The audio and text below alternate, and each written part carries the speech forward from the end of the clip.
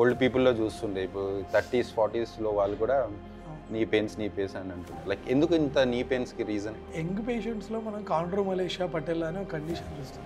So దీన్నే movie theatre sign అంటారు. అంటే లైక్ లిటరల్గా వాళ్ళకి 1-2 hours కూర్చొని నించోవాలంటే సివియర్ నీ పెయిన్స్ ఉంటాయి. టీకేఆర్ లైక్ యూజువల్లీ ఇంతకుముందు లైక్ ఓన్లీ 1 legకి చేస్తుండే. Both knees at a time చేస్తున్నారా? ఒకేసారి 2 చేస్తే ఏమవుతుందంటే బ్లడ్ లాస్ ఎక్కువ, పెయిన్ ఎక్కువ. 1.5-2 hours అయ్యేది ఇప్పుడు మళ్ళీ 3.5-4 hours అవుతుంది అన్న. ఈ నీ రిప్లేస్మెంట్లో you use some implants. Implants విషయానికి వస్తే కొన్ని స్టాండర్డ్ కంపెనీస్ ముందు నుంచే ఉన్నాయి. మన ఇండియన్ కంపెనీస్ ఈ మధ్య స్టార్ట్ చేశారు ప్రొడక్ట్స్. మీ ఒపీనియన్ ఏంటి లైక్ ఈ పిఆర్పి ఇంజెక్షన్స్ మీద? మీరు ఎప్పుడైనా ఇచ్చారా? చాలా తక్కువ పిఆర్పి, మేబీ 3 months ఒకళ్ళకి. ఈ స్పోర్ట్స్ ఇంజురీస్ మోస్ట్ కామన్గా ఏవి చూస్తుంటారు? ఎక్కువ నీ అండ్ షోల్డర్లో ఎక్కువ నేను కఫ్ రిపేర్స్. మీ ఆర్థోపెడిషియన్గా లైక్ ఈ రోబోటిక్స్ ఎలాంటి సర్జరీస్కి చేస్తున్నారు ఇప్పుడు? ఏమవుతుందంటే కాంప్లెక్స్ కేసెస్లో రోబో చాలా హెల్ప్ అవుతుంది. సింపుల్ కేసెస్కి పెద్ద అవసరం లేదు కానివ్వండి. Every year annual health checkups మనం పేషెంట్లకు చెప్తా ఉంటాం. మనం కూడా చేస్తాం. Hello viewers, welcome to another episode of dopamine with doctor Nikhil. ఎప్పటిలాగానే ఈ వారం మన guest doctor Sai Chandra is a consultant orthopaedician. ఈ పోడ్కాస్ట్లో మనం ఒక ఆర్థోపెడిక్స్లో బోన్స్ రిలేటెడ్గా ఉన్న different issues like total knee replacement కానీ లైక్ పిఆర్పి ఇంజెక్షన్స్లో అది ఎంతవరకు రిలయబుల్గా ఉందో అండ్ అదర్ డాక్టర్స్ ఫేస్ చేసే ప్రాబ్లమ్స్, పేషెంట్ సాటిస్ఫాక్షన్ గురించి, డిఫరెంట్ టైప్స్ ఆఫ్ యూట్యూబర్స్ వస్తున్నారు, ఇన్ఫర్మేషన్ ఎంత రిలయబుల్గా ఉండే, ఇలాంటి అన్ని చాలా విషయాలు మాట్లాడుకుందాం. Thank you doctor Sai Chandra. Thank you for coming. చాలా వీక్స్ నుండి ట్రై చేస్తున్నాం, మీకు మీ షెడ్యూల్ వల్ల కుదరక, నా షెడ్యూల్ వల్ల కుదరక ఫైనల్లీ ఈరోజు సండే కుదిరింది. చెప్పండి, లైక్ మీరు your orthopaedician, like me study అంతా ఇక్కడ జరిగింది, ఏమేమి చదివారు ఆర్థోపెడిషియన్ కోసం? నేను జిఎస్ఎల్ మెడికల్ కాలేజ్ రాజమండ్రిలో చేశాను MBBS 2K7 batch. 2007 batch. 7 to 13. So తర్వాత పీజీ మ్యాంగ్లూర్లో చేశాను 13 to 16 డిఎన్బి. ఓకే, సేమ్ అదే ఇయర్ జాయిన్ అయ్యాను. 2013 to 16. సో 16 అయిపోయి నుంచి ప్రాక్టీస్ హైదరాబాద్. కరెంట్లీ ఎక్కడ ప్రాక్టీస్ చేస్తున్నారు? ఇక్కడ Miyapur pulse hospital, heart super speciality hospital అని. బేసిక్గా కార్డియాక్ సెంటర్, 4 కార్డియాలజిస్టులది. డాక్టర్ ముఖర్జీ గారని బేసిక్గా అయింది కార్డియాక్ సెంటర్. సో అందులో యు ఆర్ కన్సల్టెంట్ ఆర్థోపెడిషియన్. నేను మెయిన్గా నీ అండ్ షోల్డర్ చేస్తాను. Okay, you are specialised in knee and shoulder. Knee and shoulder like scopies, arthroscopy, everything. Total knee replacement, knee scopy, shoulder scopy. Okay, TKR, we call it as TKR, knee replacement. కొంతమంది DNB choose చేసుకోవాలా, MS చూసుకోవాలి, like ఈ differentiation ఇప్పుడు ఎలా ఉంది? Any degree is fine or any పర్టికులర్గా prefer చేయమంటారా? అంటే టు బీ ఆనెస్ట్, నేను ఓసీకి మీకు తెలియదే ఉంది, గవర్నమెంట్ కాలేజ్లో రావాలంటే చాలా ది బెస్ట్ ర్యాంక్స్ రావాలి. ఈవెన్ ఎంబీబీఎస్లో కూడా నాకు 1300 ర్యాంక్ వచ్చింది, ప్రైవేట్ ఏ కేటగిరీ. సో ప్రైవేట్ కాలేజ్లో ఎంఎస్ చేయడం నాకు అసలు ఇష్టం లేదు, నెంబర్ 1. ఇంకా అంత మనీ కూడా లేవు. నేను చాలా మిడిల్ క్లాస్ నుంచి వచ్చాను. సో ఇంకా నాకు గవర్నమెంట్ కాలేజ్లో సీట్ అప్పుడు ఏపీపీజీ స్కామ్ కూడా ఏదైంది. సో సేమ్ బ్యాచ్ నేను కూడా రీ ఎగ్జామ్ కండక్ట్ చేశారు. ఫస్ట్ అయింది, మళ్ళీ ఒక 1-2 monthsలో ఇంకో ఎగ్జామ్ కండక్ట్ చేశారు. సో ఇంకా నాకు డిఎన్బి 1000 ర్యాంక్ వచ్చింది. ఓకే, సో మా centre is one of the ఇండియాలో టాప్ 10 సెంటర్స్లో one of the best trauma centre. DNB courses best trauma centre. Daily minimum 10 orthopaedic surgeries అవుతాయి, 10 మేజర్ ఆర్థోపెడిక్ సర్జరీస్ అవుతాయి. So చాలా డెడికేటెడ్ ఆర్థోపెడిక్ సెంటర్ అనమాట. Tejaswini hospital and Shantaram Shetty institute of orthopaedics and trauma అని చెప్పి మ్యాంగ్లూర్లో one of the big names in orthopaedics. So దాంట్లో ortho చేశాను.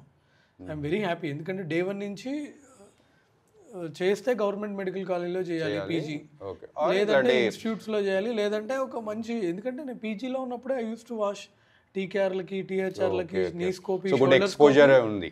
Day 1 నుంచి ఐసా. ఓకే, సో అలా ఏం లేదు ఎంఎస్ఏ తీసుకోవాలి డిఎన్బి నేను అని ఎప్పుడు అలా అనుకోలేదు. ఎందుకంటే నేను ఎప్పుడు గవర్నమెంట్ జాబ్ చేస్తాను లేదా మెడికల్ కాలేజ్లో వర్క్ చేస్తాను అలా ఏం అనుకోలేదు. సో నేను ప్రాక్టీస్లోనే ఉంటాను అలా అనుకునేవాడిని. కాకపోతే ఒక 2-3 సీనియర్స్ సజెషన్ తీసుకున్నాను. మా సీనియర్స్ కూడా ఒక ఆయన ఒక 6-7 గోల్డ్ మెడల్ వచ్చినాయి. ఆయన కూడా అంతే డిఎన్బి రేడియాలజీ జాయిన్ అయ్యాడు. ఓకే. సో ఆయన కాన్సెప్ట్ కూడా అంతే, గవర్నమెంట్ చేస్తే గవర్నమెంట్ కాలేజ్ రేడియాలజీ చేయాలి లేదా బెస్ట్ ఎక్కువ ఫ్లో ఉన్న హాస్పిటల్స్. ఆయన ఒక మంచి కార్పొరేట్ హాస్పిటల్లో హైదరాబాద్లో ఉన్న one of the top corporate హాస్పిటల్స్లో డిఎన్బి రేడియాలజీ జాయిన్ అయ్యాడు. ఏది ఆయన మా ఇమీడియట్ సీనియర్, ఒక 5-6 గోల్డ్ మెడల్స్ వచ్చినాయి. సో ఇంకా ఆయన నేను అనుకుని ఇంకా ఆయనే జాయిన్ అప్పుడు నేను ఎందుకు జాయిన్ అవ్వకూడదు అని ఇంకా రాజమండ్రిలో కూడా 1-2 డాక్టర్స్ ఒపీనియన్ తీసుకున్నాను. వాళ్ళు అన్నారు బై అండ్ లార్జ్ చేసే ట్రీట్మెంట్ బట్టి పేషెంట్స్ వస్తారు సాయి.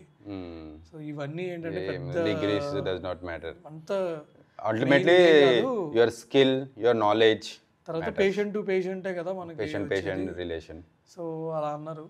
సో అలా నాకు ఎక్కువ ఇన్ఫ్లుయెన్స్ చేసింది మాత్రం నా ఇమీడియట్ సీనియర్. చాలా బాగా చదువుతాడు, మంచి పుస్తకాల పురుగు, చాలా గోల్డ్ మెడల్ చాలా బాగా వచ్చినాయి. ఇంకా ఆయన డిఎన్బి రేడియాలజీ జాయిన్ అయ్యాడు. సరే ఇంకా నేను జాయిన్ తర్వాత నా బ్యాచ్లో టాపర్స్ 2 వాళ్ళు డిఎన్బి ఆర్థో తీసుకున్నారు. So you are happy like now? Extremely happy. ఎందుకంటే knowledge wise and exposure, skill, everything is fine. అంటే జస్ట్ నాకు ఫేస్బుక్లో, ఇన్స్టాగ్రామ్లో చాలా మంది మెసేజ్లు పెడతారు, సార్ నేను డిఎన్బి జాయిన్ అవ్వచ్చా లేదా ఎంఎస్ జాయిన్ కావాలా? నేను ఒకటే చెప్తాను, నీ దగ్గర డబ్బులు ఉన్నాయా?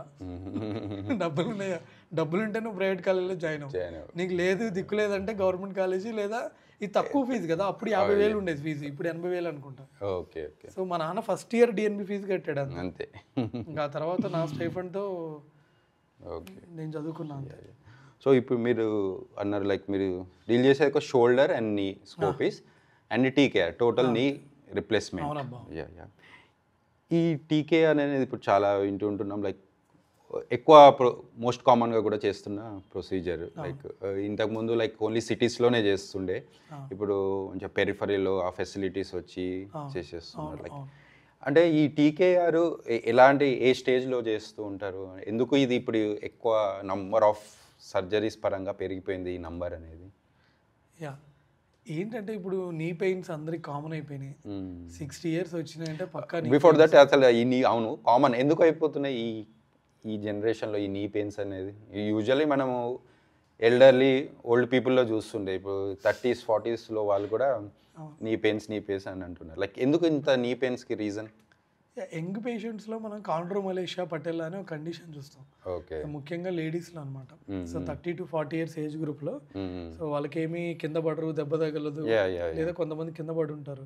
సో మన నీ జాయింట్లో కార్ట్లేజ్ ఉంటుంది కదా, ఆ కార్ట్లేజ్ అనేది లైట్గా డ్యామేజ్ అవుతుంది.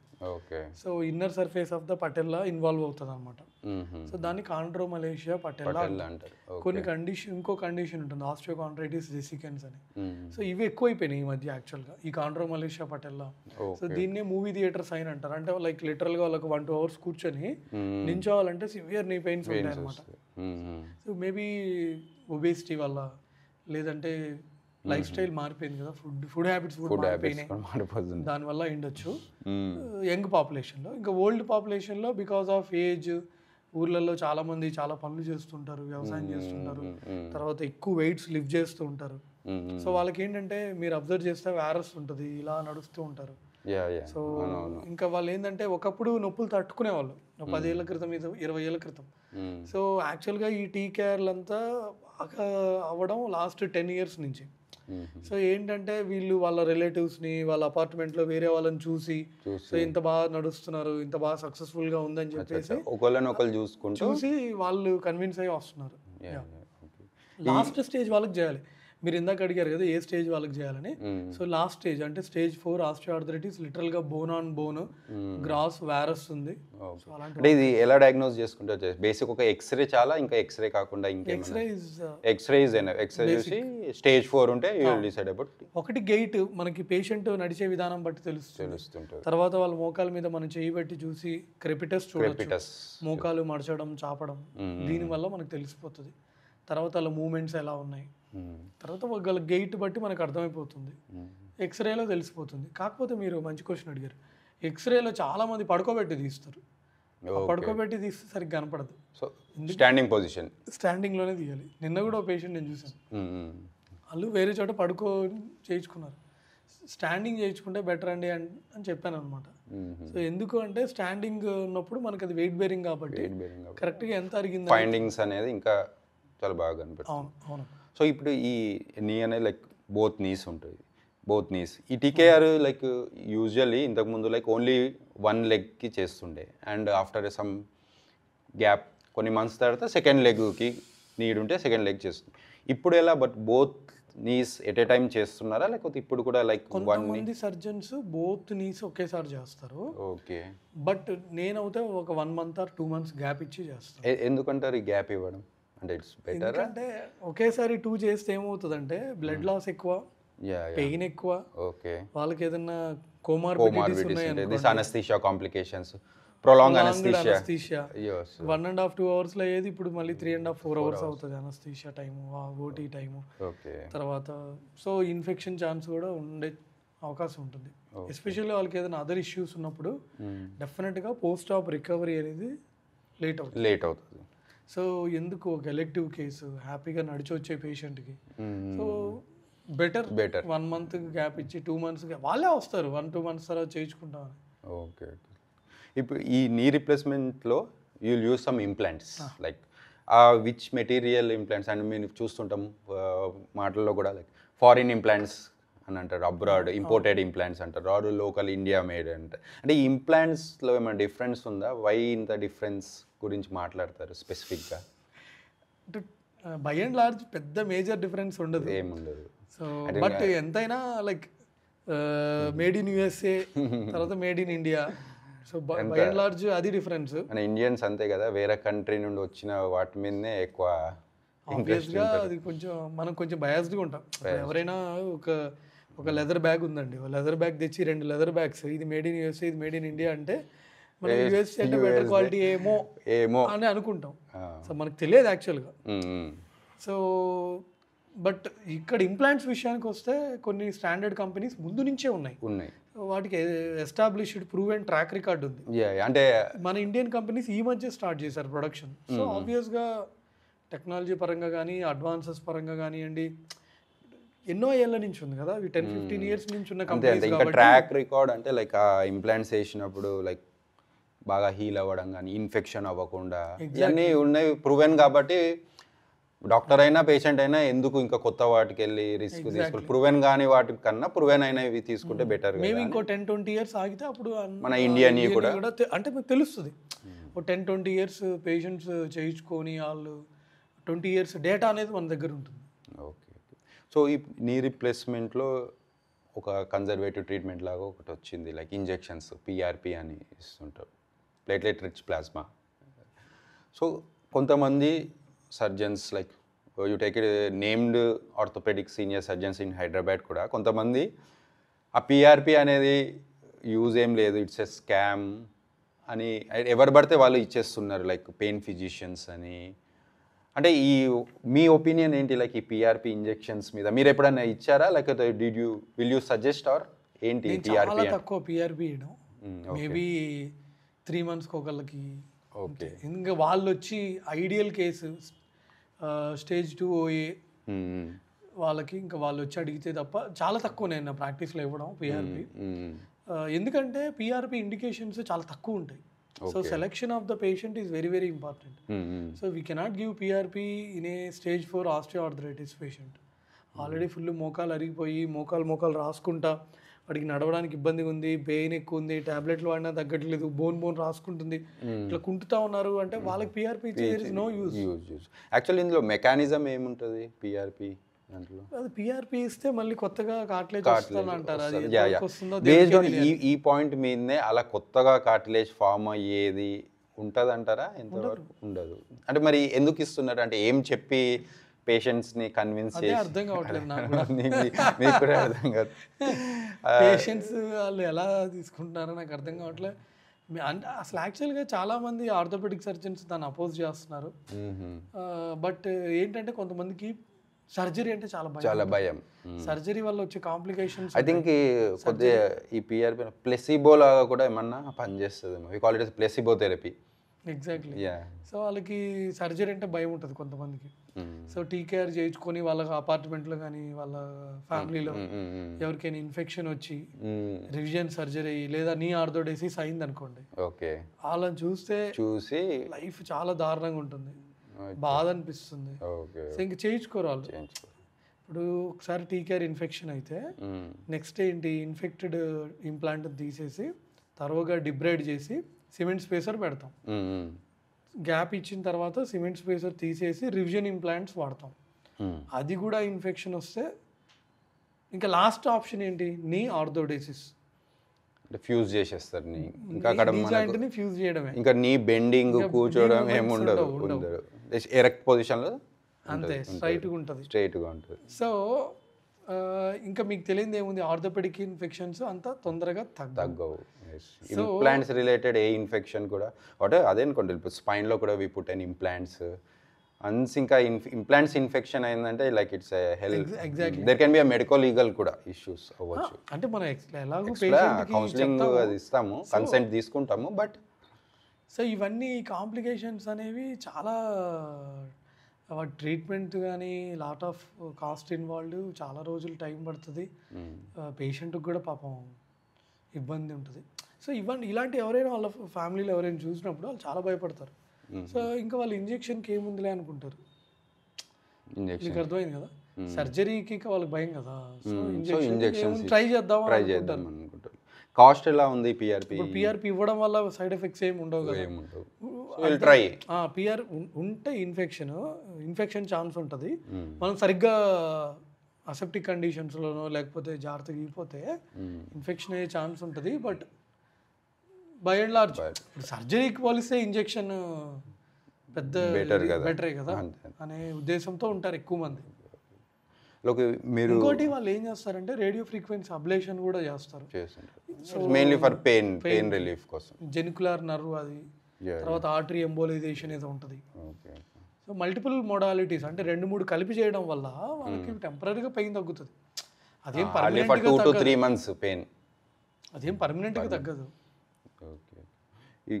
సో ఇంకా మీరు యాజ్ ఆర్థోపెడిషియన్గా మీరు లైక్ కొన్ని స్పోర్ట్స్ ఇంజురీస్ చూస్తూ ఉంటారు, లైక్ నీలోనే కానీ షోల్డర్లో కానీ. లైక్ ఈ స్పోర్ట్స్ ఇంజురీస్ లైక్ మోస్ట్ కామన్గా ఏవి చూస్తుంటారు? షోల్డర్లో ఎక్కువ, నీ అండ్ షోల్డర్లో ఎక్కువ నేను కఫ్ రిపేర్స్, బైసెప్స్ టెండినైటిస్లు, తర్వాత స్లాప్ రిపేర్స్ ఎక్కువ వస్తాయి. ఎలాంటి స్పోర్ట్స్ వాళ్ళకు, స్పోర్ట్స్ మెన్స్కి ఎలాంటి స్పోర్ట్స్? వాలీబాల్ ఆడే వాళ్ళకి బాస్కెట్బాల్, ఓకే, తర్వాత బ్యాడ్మింటన్. సో ఎక్కువ ఈ హ్యాండ్తోని మూమెంట్స్. ఎప్పుడైనా థ్రోయింగ్ యాక్టివిటీ చేసేటప్పుడు పెయిన్ వస్తుందంటే that can be SLAP tear. తర్వాత జిమ్కి వెళ్ళి ఎక్కువ వెయిట్స్ లిఫ్ట్ చేసే వాళ్ళకి కఫ్ టేర్స్. కఫ్ టేర్స్ 2 రకాలుగా అవుతాయి, ఒకటి ట్రామా వల్ల అవుతుంది, ఇంకోటి డీజనరేటివ్ టేర్స్ అవుతాయి. Degenerative tears more common in diabetic patients. Trauma వల్ల అంటే కింద పడిన, ఏమైనా వెయిట్స్ ఎక్కువ లిఫ్ట్ చేసినా అట్లా అవుతుంది. Any surgeries there will B complication అని ఉంటుంది. లైక్ కాంప్లికేషన్స్ అంటే మనం బిఫోర్ పేషెంట్ కన్సెంట్స్ తీసుకోవడం, ప్రాపర్గా కౌన్సిలింగ్ చేస్తాం. లైక్ స్టిల్ ఆ కౌన్సిలింగ్ కన్సెంట్ తీసుకున్నా కొంతమంది అది కావాలని కూడా ఏ డాక్టర్ ఆ కాంప్లికేషన్ని చేయరు, కానీ there can be a chance, patient conditions అవ్వచ్చు ఆర్ అదర్ కండిషన్స్. లైక్ ఇలా కాంప్లికేషన్స్ వచ్చినప్పుడు లైక్ అంటే పేషెంట్స్కి ఎలా మేనేజ్ చేస్తారు మీరు? మీకేమన్నా అట్లా అయిందా మీ TKR? Like it is one of దానికి కాంప్లికేషన్, ఇన్ఫెక్షన్ లాంటి ఏమన్నా అయితే చాలా పేషెంట్ ఇంకా హాస్పిటల్ చుట్టూ తిరుగుతూ ఉండాలి. సో ఇలాంటి సిచ్యువేషన్ వచ్చినప్పుడు లైక్ ఎలా హ్యాండిల్ చేస్తారు? లక్కీగా దేవుడి దేవుల్లో ఇప్పటిదాకా ఏ టీకేఆర్ ఇన్ఫెక్షన్ రాలా. That's good, very honest. But ACL అయితే నేను ఆల్మోస్ట్ క్లోజ్ టు 1000 ఏసీఎల్స్ అయినా చేస్తుంటాను లాస్ట్ 5 yearsలో. సో ఒక 2-3 ఇన్ఫెక్షన్స్ అయితే అయినాయి ఏసీఎల్స్. సో మాకు ఏసీఎల్ ఇన్ఫెక్షన్ అవుతే ఏంటంటే ఎక్స్ప్లెయిన్ ద పేషెంట్, ఇమ్మీడియట్గా వాష్ ఇచ్చేస్తాము. 2 పేషెంట్స్కి వాష్ ఇయ్యంగానే సబ్సైడ్ అయింది, బట్ ఒకరికి వాష్ ఇయ్యంగానే తగ్గల. So again we have to open and remove the implant. అంటే ఈ కాంప్లికేషన్ మనం కన్సర్న్ తీసుకున్నాం, కానీ దేర్ ఒక సెక్టర్ ఆఫ్ పీపుల్ ఉంటారు, లైక్ పేషెంట్స్ కాకపోయినా పేషెంట్ తరపున వాళ్ళ రిలేటివ్స్ కానీ ఫ్రెండ్స్ కానీ ఎందుకు ఇలా అయింది అని హాస్పిటల్ మీద అటాక్స్కి రావడం కానీ, డాక్టర్ని క్వశ్చన్ చేయడం లాంటి, మనీ డిమాండ్ చేయడం లాంటివి జరుగుతూ ఉంటాయి.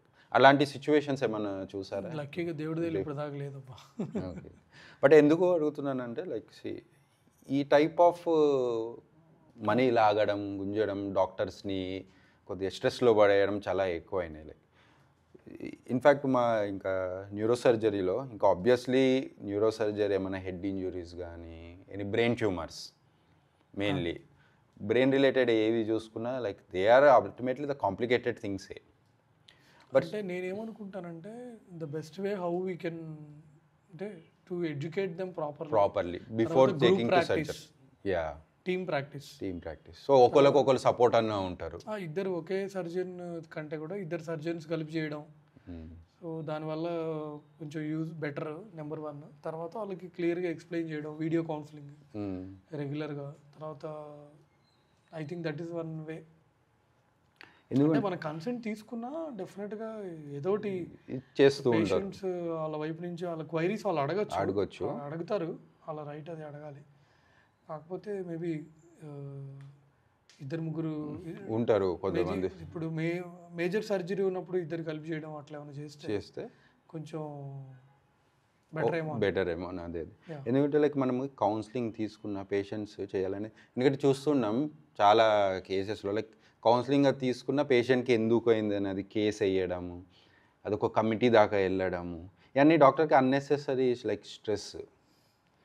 అదొకటి చాలా. ఎందుకంటే ఇలాంటి డాక్టర్స్ మీద ఈ అటాక్స్ మనం చూసినాము. వెస్ట్ బెంగాల్ మెడికల్ కాలేజ్లో అటాక్స్ కానీ, హాస్పిటల్ ఫర్నిచర్ని లేకపోతే కావాలని డాక్టర్ని ఇరికియడం లాంటివి చూసినప్పుడు ఈ యంగ్ జనరేషన్ ఇప్పుడు అప్కమింగ్ ఎంబీబీఎస్ చేద్దామనుకున్న డాక్టర్స్కి, ఎంబీబీఎస్ చేద్దామనుకున్న స్టూడెంట్స్ ఎవరైనా తీసుకున్న ఇవన్నీ చూసి కొద్దిగా భయపడుతూ ఉంటారు. మీ సజెషన్ ప్రకారం ఈ ఎంబీబీఎస్ ఇప్పుడున్న జనరేషన్స్ తీసుకోమంటారా? లైక్ ఎందుకంటే మనం ఇంకోటి చూస్తున్నాం, చాలా మెడికల్ కాలేజెస్ రావడం, నంబర్ ఆఫ్ ఎంబీబీఎస్ చాలా మెడికల్ కాలేజెస్. మనప్పుడు నాకు తెలిసి 30 ఉండేవేమో, 33 ఉండేది whole combined states, combined Telugu states కలిపి. ఇప్పుడు 95 ఉన్నాయి. 95 యా, డిస్ట్రిక్ట్ ఒకటి అయిపోయింది. ఆంధ్ర తెలంగాణ కలిపి 95 ఉన్నాయి. ఎందుకంటే ఇన్ని మెడికల్ కాలేజెస్ వచ్చిన తర్వాత అనుకుంటారు సాచురేట్ అయిపోతుందా ఎంబీబీఎస్, డాక్టర్స్ అనేది saturate it will just become like any other engineering degree, that is for sure. అంటే ఇంజనీరింగ్ డిగ్రీ. కాకపోతే ఎవరైతే ఇక టూ మచ్ ప్యాషనేట్గా ఉంటారో, చాలా డెడికేటెడ్గా, లైక్ వాళ్ళకి ఏమన్నా సర్వే అవ్వచ్చు. ఎందుకంటే గవర్నమెంట్ జాబ్స్ కూడా లేవు కదా. ఒకప్పుడు గవర్నమెంట్ జాబ్స్ చాలా ఉండేవి. తర్వాత అసలు అంటే గవర్నమెంట్ జాబ్సే కాదు, లైక్ ఓఎన్జీసీ అని, హెచ్ఏఎల్ అని, బిహెచ్ఏఎల్ అని, రైల్వేస్ అని చాలా జాబ్స్ ఉన్నాయి. అప్పుడు ఎంబీబీఎస్ పాస్ అవుతే చాలు జాబ్ వచ్చే టైప్లో ఉండేది. అట్లీస్ట్ ఒక 10 years బ్యాక్. నాకు తెలిసి లాస్ట్ 10 years నుంచి ఒక 4 జాబులు ఉంటే 40 మంది అప్లై చేస్తున్నారు, విచ్ వాజ్ నెవర్ ఎర్లియర్. ఇప్పుడు ఇంత ఎంబీబీఎస్ వచ్చి సాచురేట్ అయిపోతుంది అని అనుకునే ముందు అంతమంది పాపులేషన్ కూడా పెరుగుతున్నారు కదా. లైక్ ఇప్పుడు మన అప్పుడు మీరు అన్నారు హార్డ్లీ 30 మెడికల్ కాలేజెస్ ఉన్నాయి. ఓకే, ఆ 30 మెడికల్ కాలేజెస్ సర్టన్ పాపులేషన్ వరకు. So it's like 15-20 years back మన ఎంబీబీఎస్. ఇప్పుడుకి పాపులేషన్ పెరిగింది కదా, so obviously number of doctors పెరగాలి. పెరిగింది నేను కాదనట్లా. కాకపోతే ఏంటంటే మనకి కొన్ని ఊర్లలో there will be no plastic surgeon, no urologist. Like లిటరల్గా లాస్ట్ 4-5 years బ్యాక్ కూడా కొన్ని ఊర్లలో ఆర్థోపెడిక్ సర్జన్స్ ఉండేవాళ్ళు కాదు. ఓకే. సో మనకి ఏంటంటే cities are super saturated. Districts, villages, municipality లెవెల్స్లో అసలు డాక్టర్ దగ్గరికి వెళ్ళాలంటే 50 kilometers వెళ్ళాలి. సో మన ఇండియాలో బాగా డిస్పారిటీ ఉంటుంది స్టిల్. సరే, ఇంకో విషయం నెంబర్ 1. నెంబర్ 2 ఏంటంటే నేను పీజీ పాస్ అయినప్పటి నుంచి ఆర్థో అయిపోతే వాళ్ళకి 70,000-80,000 ఇచ్చేవారు 2016-17లో. ఇప్పుడు 25లో కూడా ఇంచుమించు అంతే ఉన్నాయి salaries. So fresh passed out orthopaedician salary is around 80,000. అంతే కదా. అప్పట్లో కూడా అంతే. ఎవరైనా సూపర్ స్పెషాలిటీ చేస్తే రఫ్గా అప్పుడు 2-3 lakhs ఇచ్చేవారు. 10 years బ్యాక్. ఇప్పుడు కూడా 2-3 ఉంది. సో 10 years బ్యాక్ ఏదైనా ఒక వస్తువు ఇప్పుడు అలానే ఉందా? లేదు, ఇన్ఫ్లేషన్ పరంగా చూసుకున్నా పెరుగుంటుంది. డాక్టర్ శాలరీలో మాత్రం ఇన్ఫ్లేషన్ రాలేదు. This clearly explains already it is getting saturated. So jobs కూడా గవర్నమెంట్ జాబ్స్ మీరు చూస్తున్నారు కదా, ప్రైవేట్ కాలేజీలో జాబ్స్ లేవు, గవర్నమెంట్ కాలేజీలో జాబులు లేవు, కొన్ని బ్రాంచెస్ వాళ్ళకి ఇంకా చాలా కష్టంగా ఉంది. సో ఇవన్నీ ఇంకా ఉంటాయి. ప్రతి ఇండస్ట్రీకి ఉండే కష్టాలాగా మన హెల్త్ ఇండస్ట్రీకి కూడా కొన్ని కష్టాలు టైప్ అంతే. సో మరి దీన్ని బట్టి ఏం చెప్తారు ఇప్పుడు అప్కమింగ్ జనరేషన్కి? ఎంబీబీఎస్ తీసుకోవాలంటారా? మీ రిలేటివ్స్లో కానీ ఎవరైనా మీ ఫ్రెండ్స్ వాళ్ళ పిల్లలు వాళ్ళ రిలేటివ్స్? నేను 100 సార్లు ఆలోచించుకోమని తీసుకోమని అంటారు. ఎందుకంటే రాను రాను జాబ్స్ ఉండవు. It will be very tough. It's not that easy. Too many. ఇప్పుడు ఏదైనా లైక్ చిన్న చిన్న ఊర్లలో కూడా there are some 30-40 orthopedic surgeons. So I think already it is getting saturated కాబట్టి ఇంకా ఇంకా జాగ్రత్తగా ఆలోచించుకొని జాయిన్ అవ్వాలి. ఓకే. సో ఇంత డాక్టర్స్ రావడం ఉన్నా స్టిల్ మనకు నంబర్ ఆఫ్ హాస్పిటల్స్ అన్నీ పెరుగుతున్నాయి. డే బై డే చాలా వస్తున్నాయి హాస్పిటల్స్. అంటే ఈ హాస్పిటల్స్ అన్నీ కూడా మంచిగా ఫ్లరిష్ అవుతున్నాయా, రన్ అవుతున్నాయా, లేకపోతే what is there like hospitals running గురించి? అదే నాకు అర్థం కావట్లేదు అసలు ఇన్ని హాస్పిటల్స్ అలా నడుస్తున్నాయా లేవా కూడా తెలియదు. వాట్ ఈస్ దేర్ రెవెన్యూ, ఆ బిజినెస్ ప్రాఫిట్ జోన్లో ఉన్నారా లేదా, ఎలా పెడుతున్నారో అర్థం అవట్లేదు అసలు ఇన్ని హాస్పిటల్స్. ఇప్పుడు మనకి సుచిత్ర నుంచి మేడ్చల్ దాకా అసలు ఎన్ని హాస్పిటల్స్. ఇంకా 2-3 ఇయర్స్లో ఇంకా పెరిగిపోతాయి హాస్పిటల్స్. పాపులేషన్ కూడా పెరుగుతుంది. We can't deny that, but at the same time we don't know ఇంకో 5 ఇయర్స్కి తెలుస్తుంది ఏమవుతుంది. సో యాక్చువల్లీ ఈ idea of number of medical colleges పెంచడం కానీ ఎంబీబీఎస్ డాక్టర్స్ని బయటకు తీసుకురావడానికి నా ప్రకారం ఐ థింక్ ఏంటంటే మనం కోవిడ్ టైంలో చూసాం. కోవిడ్ టైంలో ఎంతమంది డాక్టర్స్ స్కేరిటీ ఉండే, అంటే డాక్టర్స్ లేక, తర్వాత బెడ్స్ లేక, సో ఆక్సిజన్ అలాంటిది ఒక పాండమిక్ ఎదుర్కొనే ఫ్యూచర్ కోసము ఇప్పుడు ఈ డాక్టర్స్ని తయారు చేస్తున్నారు అనుకోవచ్చు కదా. సో అదే అండి, లైక్ మోర్ ఎంబీబీఎస్ డాక్టర్స్ అయితే పెరిఫరీకి వెళ్తూ ఉంటారు, సర్వీస్ ఇస్తూ ఉంటారు. లైక్ ఇంకోటి లైక్ మనం ఈ పేషెంట్స్ ట్రీట్మెంట్లో పడి డాక్టర్స్ వాళ్ళ సెల్ఫ్ హెల్త్ని అనేది కాన్సన్ట్రేట్ నెగ్లెక్ట్ చేస్తూ ఉన్నారు. లైక్ ఒక డాక్టర్కి ఉండాల్సిన ఫిట్నెస్ కానీ, ఇన్ఫ్యాక్ట్ మనం చెప్తుంటాం patients take healthy food, walk regularly అని, డైట్ ఇలా తీసుకోండి అని, లైక్ బట్ యాజ్ అ డాక్టర్గా మనమే పాటించాము. ఎగ్జాక్ట్లీ. దీని గురించి ఒకసారి, అంటే డాక్టర్ ఒక ఫిట్నెస్ మెయింటైన్ చేయాలి. మీరు కూడా లైక్ మీరు నేను ఆయన we run whole day, like we work almost like 12 to 14 hours in a day. Like ఇంత వర్క్ చేస్తున్నప్పుడు మన హెల్త్ గురించి కానీ డాక్టర్స్ హెల్త్ గురించి ఒకసారి ఏమంటారు, లైక్ ఎలా చూసుకోవాలి అని అంటారు? Every year annual health checkups మనం పేషెంట్లకు చెప్తాం కదా, మనం కూడా చేయించుకోవాలి. తర్వాత మన ఫ్యామిలీ మెంబర్స్కి చేయించాలి.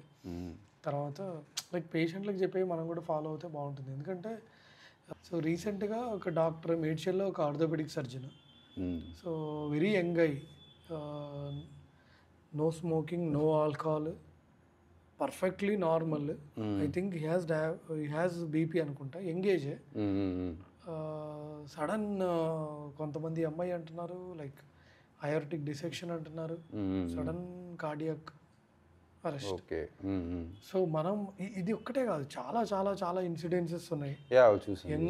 యంగ్ డాక్టర్స్ నాకు తెలిసిన డాక్టర్ అయితే ఓటీలోనే కొలాప్స్ అయ్యాడు. సర్జరీ చేస్తూ ఉంటే ఆర్థోపెడిక్ సర్జన్ ఓటీలో కొలాప్స్ అయ్యాడు. సో మనం కూడా చూసాను, like one of my senior also is general physician, died of massive MI, very 35 around he will be. So మనం కూడా మన హెల్త్ కేర్ తీసుకోవాలి. రెగ్యులర్ గేమ్స్, ఏదన్నా బ్యాడ్మింటన్ ఏదోటి వారానికి ఒకసారి అయినా ఫిజికల్ యాక్టివిటీ అనేది, నెంబర్ ఆఫ్ స్టెప్స్ చేయడం, మన హెల్త్ మనం ఖచ్చితంగా జాగ్రత్తగా చూసుకోవాలి. మీరు యాజ్ ఎ ఆర్థోపెడిషియన్గా ఈ బోన్ హెల్త్ గురించి ఎలాంటి జాగ్రత్తలు తీసుకోవాలంటారు? బోన్ డెన్సిటీ అనేది, దట్ కాల్షియం మనకి ఏంటంటే 25 to 35 ఏజ్ గ్రూప్లో పీక్ బోన్ మాస్ ఉంటుంది. 25 to 30 years. 25 to 35 అంటే ఈ మన ఏజ్లో వన్స్ మనం 50 దాటాము 45 దాటామంటే బోన్స్ వీక్ అయిపోతాయి. సో ఎస్పెషల్లీ స్మోకింగ్, ఆల్కహాల్, తర్వాత ఏదన్నా క్యాన్సర్కి మందులు వాడుతున్నా మనకి ఆస్టియోపోరోసిస్ వచ్చే ఛాన్స్ ఎక్కువ ఉంటుంది, ముఖ్యంగా ఫీమేల్స్లో, ఎస్పెషల్లీ పోస్ట్ హిస్టరెక్టమీ. సో ఖచ్చితంగా మనం తీసుకోవాల్సింది ఏంటంటే proper adequate sun exposure, number 1, adequate calcium supplements. మనం డైలీ 1 గ్రామ్ కాల్షియం తీసుకోవాలి రఫ్గా. So if patient age more than 65 ఉండి ఫీమేల్స్ అయితే ఇంకొంచెం ఎక్కువ తీసుకోవాలి. బట్ నేను బై అండ్ లార్జ్ ఓవరాల్గా రఫ్గా అప్రాక్సిమేట్గా చెప్తున్నాను, మనం 1 గ్రామ్ కాల్షియం పర్ డే తీసుకోవాలి. మనం నిజంగా అసలు తింటాము, మనం తినే ఫుడ్లో మనం అన్నం తింటాము, లేదంటే ఇంకా నైట్ అన్నం లేదా బిర్యానీ. కాల్షియం కానీ వైటమిన్ డి. సో అంటే నేనేమంటున్నానంటే సన్ ఎక్స్పోజరు, ఫుడ్లో పాలు, ఆకుకూరలు, రాగి జావా ఇవన్నీ, తర్వాత సప్లిమెంట్స్ ఇవి తీసుకుంటే, తర్వాత రెగ్యులర్గా వైటమిన్ డి, సీరం, కాల్షియం ఇవన్నీ చెక్ చేసుకుంటూ ఉండాలి ఎవ్రీ ఇయర్. సో ఈ vitamin D mainly sunlight exposure కోసం. కానీ ఇప్పుడున్న లైఫ్ స్టైల్కి ఎవరు కూడా ఐ థింక్ సో సన్కి ఎక్స్పోజర్ అవ్వట్లేదు. అవును, ముఖ్యంగా పిల్లలు వాళ్ళు పొద్దున్నే స్కూల్కి వెళ్తారు, వచ్చేసరికి అయిపోతుంది. ఇఫ్ యూ స్కూల్లో ఆడుకుందామంటే గ్రౌండ్లో ఉంటాం. ఇఫ్ యూ ఒక 10 మెంబర్స్లో తీసుకొని if you check the vitamin D levels, compulsory 6 to 7 మెంబర్స్కి there will be low compulsory. అంటే బికాస్ ఆఫ్ ఈ సన్లైట్ ఎక్స్పోజర్, లైక్ దానివల్ల లైక్ బయట నుండి సప్లిమెంట్స్ రూపంలో తీసుకోవడం, మళ్ళీ ఈ సప్లిమెంట్స్ కూడా అది ఎంత రిలయబుల్గా ఉండదు. అంటే ఒక కామన్ మ్యాన్కి, ఒక లేమెన్కి ఈ చూస్తున్న ఈ వీడియోస్ కూడా కానీ రాంగ్ ట్రీట్మెంట్స్, అన్సర్టిఫైడ్ వాళ్ళు కాస్మెటిక్స్లో వస్తుండు, హెయిర్ కానీ, ఈ ఒక కామన్ లేమెన్కి అసలు ఎవరిని నమ్మాలి, ఎవరిని నమ్మకూడదు.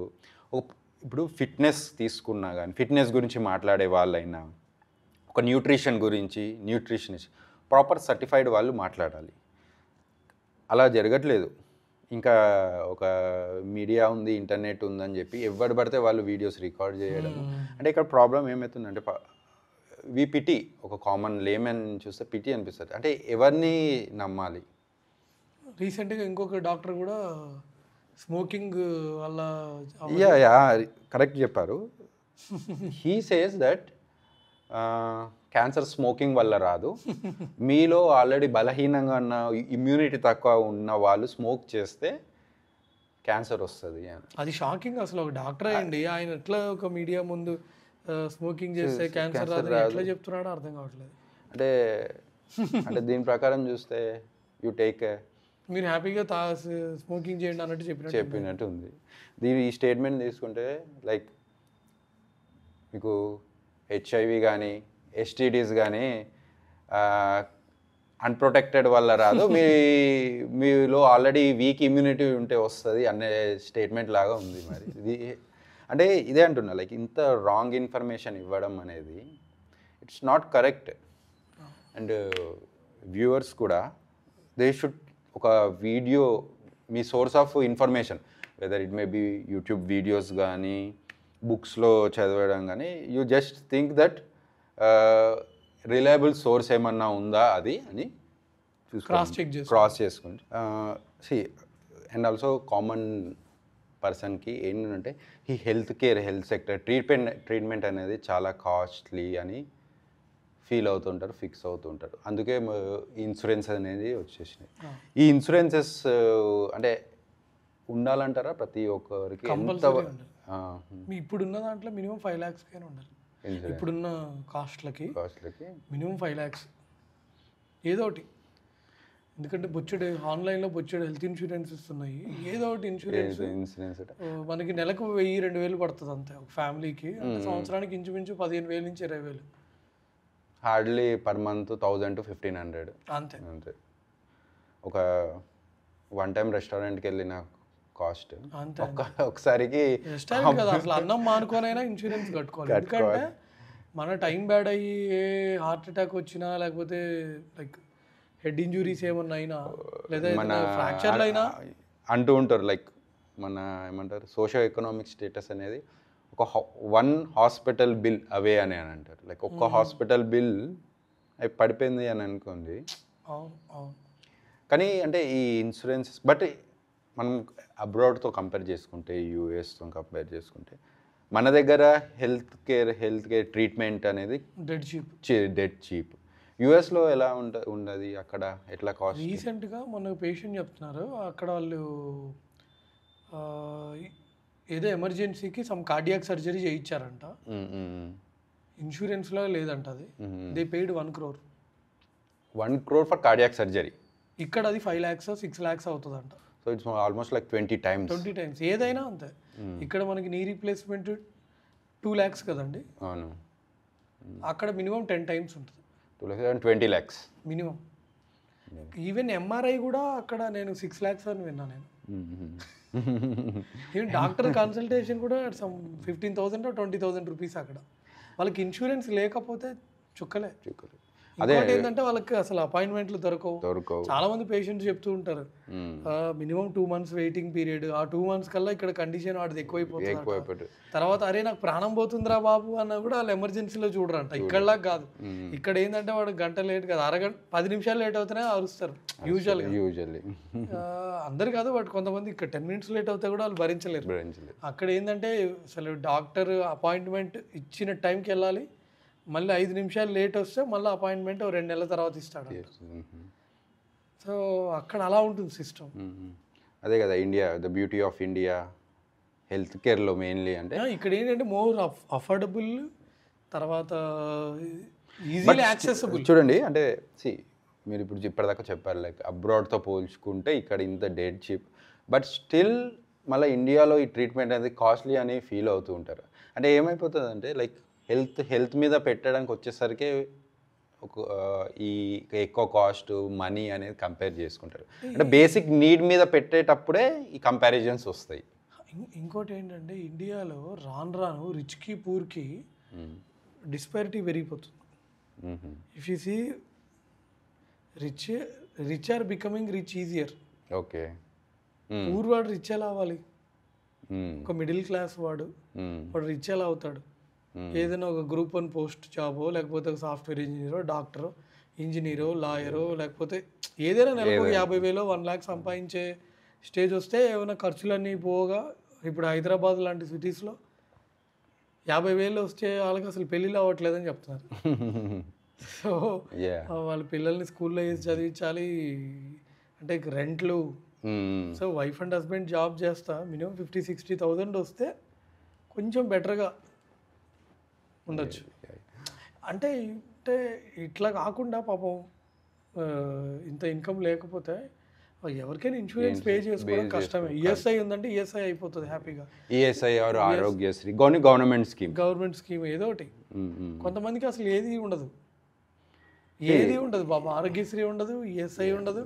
లేదా ఏదన్నా ఇప్పుడు మామూలుగా ఏదైనా సాఫ్ట్వేర్ కంపెనీలో పనిచేస్తే ఆ కంపెనీ తరపు నుంచి ఇన్సూరెన్స్ వస్తుంది, కార్పొరేట్ ఇన్సూరెన్స్ అంటాం. లేదా ఇప్పుడు వాళ్ళు ఏదైనా హోండా కార్ షోరూంలో ఉన్నారనుకోండి, వాళ్ళకి ఈఎస్ఐ లాంటి, లేదా ఒక స్టార్ హోటల్లో పనిచేస్తున్నారు అనుకోండి, ఈఎస్ఐ కదా వాళ్ళకి చాలా ఉంటాయి. Private insurances, third party insurances వచ్చాడు ఉంటాయి. ఏదో ఒక ఇన్సూరెన్స్ ఉండడం బెస్ట్. ఏ ఇన్సూరెన్స్ లేకుండా ఉండడం అంటే పొరపాటు. మనకి ఏ బ్రెయిన్ స్ట్రోకో లేకపోతే ట్యూమరో వచ్చిందంటే 10 lakhs అయిపోతూ ఉంటాయి. So this is the one reason మనం ఒకటి చూస్తుంటాం, మెడికల్ టూరిజం అనేది. లైక్ మెడికల్ టూరిజం అంటే లైక్ అబ్రాడ్ నుండి కూడా పేషెంట్స్ ఇక్కడ హైదరాబాద్కి వచ్చి కొద్దిగా పెద్ద పెద్ద హాస్పిటల్స్లో చేస్తున్నారు. అంటే ఈ మెడికల్ అంటే అక్కడ చాలా కాస్ట్లీ కదా. ఇప్పుడు ఫర్ ఎగ్జాంపుల్ సూడాన్ నుంచి, నమీబియా, ఆఫ్రికన్ కంట్రీస్ నుంచి వస్తారు. వాళ్ళకు నీ రీప్లేస్మెంట్కి ఇక్కడ రావడానికి, ఓ నీ రీప్లేస్మెంట్కి యూఎస్కో లేకపోతే దుబాయ్కి వెళ్ళడానికి చాలా డిఫరెన్స్ ఉంటుంది. Dubai is very costly. Okay. India is cheaper, very accessible, affordable, తర్వాత world class treatment. Doctor appointment కూడా చాలా త్వరగా వెళ్ళిపోతుంది. అందుకనే ఆఫ్రికన్ కంట్రీస్ నుంచి ఇక్కడికి వస్తున్నారు. ఇప్పుడు టెక్నాలజీ వైజ్ కూడా ఇప్పుడు ఏం తక్కువ లేదు ఇండియాలో హెల్త్ కేర్లో. సో వీ హ్యావ్ గాట్ ఆర్థోలో రోబో కావాలంటే రోబోస్ ఉన్నాయి. లైక్ కార్డియాక్ సర్జరీస్లో రోబో ఎక్కడ లేదు రోబో. ఓకే. సో న్యూరో సర్జరీలో ఉందో లేదో నాకు తెలియదు, బట్ గైనిక్లో కూడా వచ్చింది. న్యూరో సర్జరీలో దే ఆర్ డెవలపింగ్ స్టేజ్. ఇంకా న్యూరో సర్జరీలో we have the navigation system. అంటే navigation mainly in the cranial surgeries, brain tumours. So brain like ఒక పర్టికులర్ ఏరియాలో ట్యూమర్ ఉందనుకోండి, లైక్ ప్రిసైజ్లీ అదే ఏరియాకి వెళ్ళడానికి లైక్ నావిగేషన్ అనేది మెషిన్ ఉంటుంది. నావిగేషన్ అంటే నథింగ్ బట్ మనకు ఒక రూట్ని గైడ్ చేస్తుంది కదా నావిగేషన్. అలా సో ఈ నావిగేషన్ సిస్టమ్ ద్వారా ఏంటంటే ప్రిసైజ్లీ ట్యూమర్ ఉన్న లొకేషన్లో వెళ్ళి డిసెక్ట్ చేసి ట్యూమర్ తీయచ్చు. లైక్ అన్నెసెసరీ ఏరియాకి వెళ్ళి ట్రాక్స్ ఏమన్నా స్పైనల్ ట్రాక్, ఆర్టికోస్పైనల్ ట్రాక్ సారీ అని అంటే వాళ్ళకి డెఫిసిట్స్ రావడం అనేది అవాయిడ్ చేయడానికి ఇది ఒక సిస్టమ్ వచ్చింది నావిగేషన్. సేమ్ అలానే రోబోటిక్ అనేది జస్ట్ డెవలపింగ్ స్టేజ్లో ఉంది. డెఫినెట్లీ వస్తుంది న్యూరో సర్జరీలో కూడా. లైక్ ఈ రోబోటిక్స్ అన్నప్పుడు లైక్ ఈ ఆర్థోలో మీ ఆర్థోపెడిషియన్గా లైక్ ఈ రోబోటిక్స్ ఎలాంటి సర్జరీస్కి చేస్తున్నారు ఇప్పుడు? Knee replacement, hip replacement. So అంటే ఎగ్జాక్ట్లీ ఏం చేస్తారు లైక్ అంటే robotics and your knee replacement? మనకి ఏమవుతుందంటే కాంప్లెక్స్ కేసెస్లో రోబో చాలా హెల్ప్ అవుతుంది. సింపుల్ కేసెస్కి పెద్ద అవసరం లేదు కానివ్వండి, బట్ కాంప్లెక్స్ కేసెస్ అంటే ఫీమర్లో ఆల్రెడీ నెయిల్ ఉందనుకోండి, ఫర్ ఎగ్జాంపుల్ ఫీమర్లో ఆల్రెడీ నెయిల్ ఉంది. సో అప్పుడు మనం రెగ్యులర్గా టీ కేర్ చేస్తున్నట్టు ఇంట్రామెడ్యులరీ జిగ్ పెట్టలేము, ఇంట్రామెడ్యులరీ గైడ్ పెట్టలేము. సో ఇలాగా కొన్ని సోషల్ మీడియాలో చూస్తుంటాం కొన్ని వీడియోస్, అంటే కొద్దిగా రిలయబుల్గా ఉండొచ్చు, కొద్దిగా ఫేక్గా ఉండొచ్చు. ఒకటి రీసెంట్గానే చూసాను, లైక్ ఒక ఆర్థోపెడిషియన్ ఐ థింక్ ఈజ్ అబ్రాడ్లో నెయిల్ రిమూవల్ చేస్తున్నాడు. లైక్ చాలా హార్డ్గా హిట్ చేస్తూ. యా, ఆ వీడియో మీకోసం ఒక్కసారి. అంటే ఈ చూడండి ఈ ప్రొసీజర్ అనేది అంటే చేస్తారా ఇలానే లైక్ ఇంతే ఉంటుంది. ఇది టిబియా నెయిల్ రిమూవల్. ఓకే, అంత హార్డ్ కొట్టాలి ఎందుకంటే అది బోన్లో ఉండిపోతుంది కదా నెయిల్. ఓకే, సో కొంచెం గట్టిగా హార్డ్గా కొట్టాలి అంతే, అలానే చేయాలి అది. ఓకే, కానీ మన ఇది చూసి ఒక కామన్ పర్సన్ ఏంది ఓటీ లోపల ఇలాంటి హార్ష్గా ఉంటుందా ట్రీట్మెంట్ అని అనుకుంటే తప్పదు కదా, అలానే చేస్తాం. ఆబ్వియస్లీ లైక్ మళ్ళీ పేషెంట్కి ఏం దాన్ని 2 పొజిషన్స్లో చేస్తాం. ఒకటి పేషెంట్ పడుకునే ఉంటారు, నీ ఇట్లా 90లో బెండ్ చేయడం ఫిగర్ ఆఫ్ 4 లాగా, ఇంకోటి కాలు కింద టేబుల్ కింద వేసుకొని చేయడం అలాగా. బట్ ప్రొసీజర్ అయితే అంతే, ప్రొసీజర్ అది. సో సరే, బ్యాక్ హిట్ చేయాలి. ఓకే, సో ఇది అనేది ఒక రిలయబుల్ ఇన్ఫర్మేషన్ మీతో క్లారిఫై అయింది. Okay, fine. ఇంకా కొన్ని వీడియోస్ చూస్తూ ఉన్నాము, లైక్ ఈ బోన్ సెట్టింగ్ అని హ్యామర్తో హిట్ చేయడం లెగ్ మీద, బోన్ సెట్టింగ్. రీసెంట్గా దాంట్లో కూడా ఇంకో వీడియో చూశాను. లైక్ చూడండి, ఇందులో చూడండి ఈ పర్సన్ అంటే what he's trying to do, ఏం ట్రీట్మెంట్ ఇస్తున్నారు అంటే ఇలాంటివి చూస్తున్నప్పుడు లైక్ ఒక కామన్ పర్సన్ దాన్ని ఎంత రిలయబుల్గా మీరు యాజ్ అ ఆర్థోపెడిషియన్గా అంటే what is trying to do దాంట్లో ఏం చేస్తున్నారు? జస్ట్ అట్లా లాగాడు, ఒకడు పట్టుకున్నాడు, ఏదో పెట్టాడు, ఆయన చేస్తున్నాడు. అసలు అది మీ అంటే యాజ్ ఆర్థోపెడిషియన్ మీకు కూడా అర్థం అవ్వట్లేదు లైక్ ఏంటి ఆ ట్రీట్మెంట్ అనేది, మిస్టరీ ట్రీట్మెంట్. అదే అసలు ఇలాంటివి మీరు చూస్తున్న మీరు యాజ్ ఆర్థోపెడిషియన్గా ఏమనుకుంటారు అసలు? అదే అసలు ఇండియా ఇంత డెవలప్ అవుతా ఉంది కదా, ఇలాంటి వాళ్ళ వల్ల మళ్ళీ అండర్ డెవలప్డ్గానే ముద్ర తగ్గలేదు అనుకోండి, మళ్ళీ వాళ్ళు మన దగ్గరికి వస్తారు. సో ఎందుకు? సో ఇలాంటిది అయినా లైక్ ఇంకోటి చూస్తున్నాం లైక్ కైరో ప్రాక్టీషనర్స్ అని అంటే ఈ బోన్ సెట్టింగ్స్ చేస్తున్నారు. కొంత ఇన్సిడెంట్స్ కూడా చూస్తున్నాం లైక్ బార్బర్ షాప్స్లలో వాళ్ళు నెక్ అనేది ఇట్లా సడన్ స్ట్రెచ్ చేసినప్పుడు అవును చాలా వైరల్ అవుతుంటాయి. సడన్ కార్డియాక్ అరెస్ట్ వెళ్ళడం కానీ. రీసెంట్లీ ఒక వీడియో చూసాను, ఒక చిన్న పిల్లోడికి స్కోలియోసిస్ ట్రీట్మెంట్ అంట, లైక్ హీఈస్ అడ్జస్టింగ్. ఆబ్వియస్ ఇది ఇలాంటి యాజ్ ఏ ఆర్థోపెడిషియన్గా మీరైనా as a neuro surgeon scoliosis అసలు డెఫినేషన్ తెలుసా, దాని క్లాసిఫికేషన్ తెలుసా, కాప్స్ యాంగిల్ తెలుసా, అసలు ఏంది అనేది? యాజ్ ఏ ఆర్థోపెడిషియన్గా మీరైనా యాజ్ ఏ న్యూరో సర్జన్గా we deal with spine. So మాకు ఇలాంటివి చూస్తున్నప్పుడు ఒక స్కోలియోసిస్ సర్జరీ అనేది ఇట్స్ ఎ మాస్టర్ సర్జరీ. దాంట్లో ఒక నార్మల్ ట్రైన్ అయిన వాళ్ళు కూడా చేయాలి, దాంట్లో స్పెషలైజ్డ్ ట్రైనింగ్ ఉండాలి స్కోలియోసిస్ ట్రీట్మెంట్కి. And it's a long hour surgery, almost it can take we did 1 surgery, ఒక 2 సర్జరీస్ చేసాము, ఇట్ ఆల్మోస్ట్ ఒక 14 hours. అంటే స్క్రూస్ వేసి స్పైన్లో అలైన్మెంట్ చేసి అడ్జస్ట్ చేసిన తర్వాత కూడా రిపీటెడ్ ఫాలో అప్స్లో ఎక్స్రేస్ తీసుకుంటూ మీరు అన్నట్టు కాప్స్ యాంగిల్స్ క్యాలిక్యులేట్స్ ఎంత కరెక్షన్ అయింది చేసుకోవాలి. అంటే 14 hours వీడు ఒక 14 secondsలో చేస్తున్నాడు. అంటే బెస్ట్ అంటారా ఇది 14 seconds ట్రీట్మెంట్ 14 hours కన్నా? జనాల్ని పాపం వాళ్ళ అమాయకత్వాన్ని వీళ్ళు వాడుకుంటున్నారు అంతే, మళ్ళీ ఫూల్స్ చేయడం.